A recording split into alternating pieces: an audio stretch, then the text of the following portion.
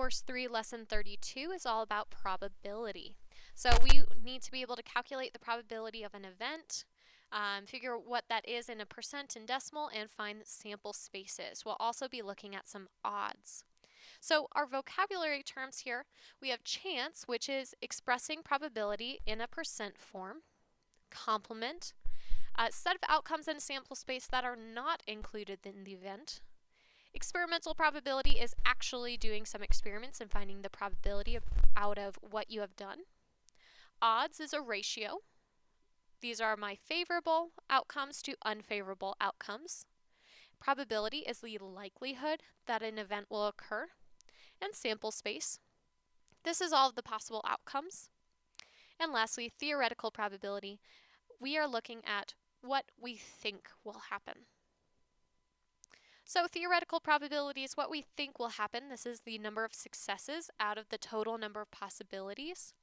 So if we look at the theoretical probability of getting heads versus tails, so we would say, all right, there are two outcomes that goes on the denominator. One of them will make me successful. And the same with tails. So I have a 1/2 chance, 1/2 probability of getting heads, 1/2 getting tails. Sample space, this is the collection of all of the possible outcomes. So what's a sample space given two coins? Now there's a couple ways that we could do this. We could say, all right, on my first flip, I could get heads or tails. And then from there, for my second flip, even if I got heads, I could still get heads again, or I could get tails. If I got tails first, I could still get heads or tails. So looking at all of these, I could say, well, heads is a possibility, and we always put these in curly braces, or heads, tails. We could get tails, heads, or tails, tails. I'm just reading my chart.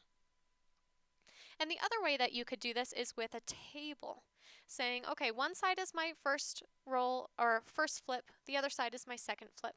We have heads or tails as my possibilities, and I fill this in almost like an area. Heads, heads, heads, tails, tails, heads, and tails, tails. So we have those same possibilities. So you could do a tree diagram or a table to find the sample space. So theoretically, what's the probability of getting two tails? Well, we have 4 outcomes. Only one of them has 2 tails. 2 heads, well, same thing. One of them is 2 heads. I have 4 possibilities. Probability of 1 heads and 1 tails, well, that means that I'm looking at these ones. So I have 2 out of 4, which is the same as 1/2. Always wanting to reduce, even when looking at probability. So if we look at our regular die, what's a sample space? We're saying what are the outcomes that could happen? And you can say, well, if it's 6-sided, then we could have 1, 2, 3, 4, 5, or 6. All of those are possibilities, 1 through 6. Remember, put them in those curly braces. That's how we show sample space. So the probability of getting all of these events, we say, well, there's 6 possibilities, and I want to see how many of them will make me successful. So let me give myself some room here. Probability of getting a 6, well, one of my 6 is a 6, so I would have a 1/6 probability. Same with my 2. One of them is a 2 out of 6 possibilities. 7, 0 of them are 7s out of 6 possibilities, so it's 0 probability. An even number, well, I have 2, 4, and 6, so that's 3 out of 6, which is 1/2. Let's see, it's not letting, there we go. And then probability of greater than 3, well, that means 4, 5, and 6, which that's 3 out of 6, which is 1/2. And probability of less than 5, that means we have 4 out of 6, which is the same as 2/3. Okay. Next one, we are looking at a spinner. What is the probability of getting blue? Well, we have the probability, we have different sections on here, blue, green, red, or orange. So 4 possibilities, one of them makes me successful. Same with red. But blue or green, I'm good with either blue or green, so that means 2 of them could make me successful out of 4. So I get 1/2. Now, when we go on to experimental probability, or let me just really quickly talk about chance. If we're talking about chance, we just turn these into percentages. So 1/4 is 25%, 1/2 50%, and so on. Okay. Experimental probability, what actually happens? So this is the number of successes out of the total number of experiments.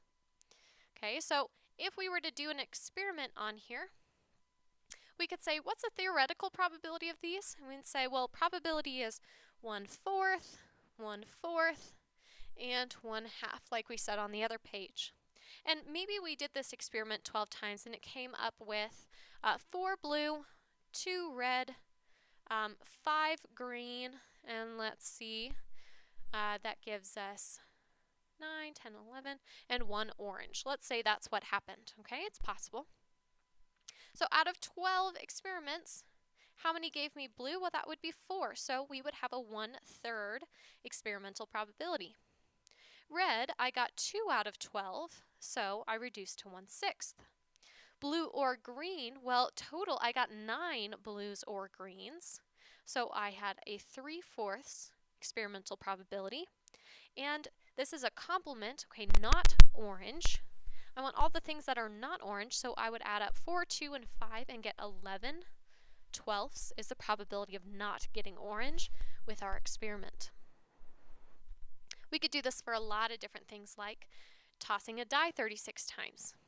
You just have to say how many times you got these out of 36. Maybe you got a 2 5 times. So I would have 5 out of 36 being my experimental probability.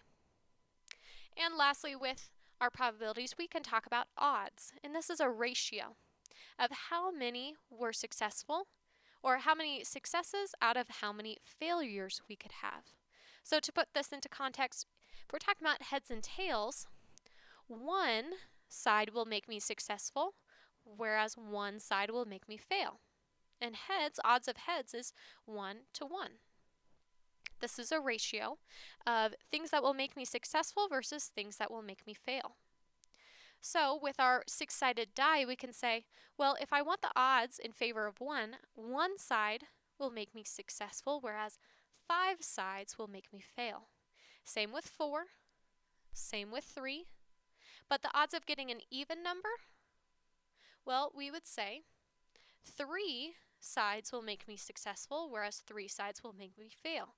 And we reduce that to 1/1. Okay, let's look at our spinner, and then we just have a couple examples, some more probability examples. Odds of getting orange, well, we have 1/3. Remember, the probability is 1/4, but my odds of getting orange is 1/3. The odds of not blue, well, that would be 2/2, which is the same as 1/1. Odds of getting green, well, in this case, we don't have any green, so we would have 0/4. And red or green, once again, we don't have any red or green. We can maybe call that pink red, but let's not. And we have 0/4. All right, let's just look at a couple more examples. Nathan flips a coin 3 times. Is it more likely for him to get heads at least once, or that he will not get heads at least once? Okay, we need to find this probability by creating a tree diagram with all of these 3 outcomes, or 3 flips. So we say, all right, first flip, I could get heads or tails. Okay, next I could get heads or tails, regardless of what came first. And then we do one more flip to get heads, tails, heads, tails, heads, tails, and lastly, heads, tails. So it looks like we have 1, 2, 3, 4, 5, 6, 7, 8 possibilities. And the question is it more likely for him to get heads at least once, or that he will not get heads at least once? Okay, well, let's look at our possibilities. We have heads, heads, heads, heads, heads, tails, heads, tails, heads, heads, tails, tails. And then we start with tails, heads, heads, tails, heads, tails. We have tails, tails, heads, and lastly, tails, tails, tails. So we want to see which ones give me heads at least once. Well, that would mean we're looking at this one. That gives me heads at least once, at least once, at least once, at least once, at least once, and at least once. That means 7 out of 8 give me heads at least once. And only one, okay, right here, will give me no heads at least once. So we would say that it is more likely to get heads at least once with those 3 flips. If the chance of rain tomorrow is 20%, then is it more likely to rain or not rain? What's the chance it will not rain? Well, if the chance is 20% that it will rain, that's 1/5, which means the chance that it won't rain is 80% or 4/5. So it is more likely that it will not rain because it's a 4/5 chance of it not raining, or 80% chance of it not raining. Okay, we did this one on the other page, sample space of flipping a coin 3 times. So what's the probability of getting tails exactly twice? Well, let's look. Tails at least twice means that we're looking at this 1, 2, 3, or 4. Okay, so at least we have 4 of them giving me tails at least twice. Oh, sorry, exactly twice. Okay, so we don't need this one, okay, because we want exactly twice. So we don't want this one. So we have 3 out of 8 giving me tails twice exactly. So we would say exactly twice, that's 3 out of 8. The probability of not getting tails exactly twice, well, that would be 5 out of 8. 5 of them did not give me tails exactly twice. All right, and a couple last examples. 36 out of the 120 customers ordered the new sandwich. What's the probability the next customer will order the new sandwich? If there are 50 customers for lunch, how many will order the new sandwich? So we want to say this is experimental probability. So 36 out of 120 got the new sandwich. Well, let's reduce that. So 18 to 60 and 9 to 30. And we can get 3 out of each of these, 3 to 10. Okay, so we have 3/10 of the customers getting the new sandwich.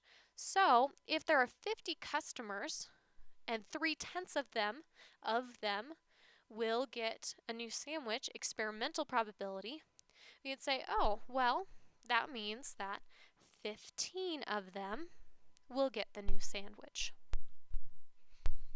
And last example.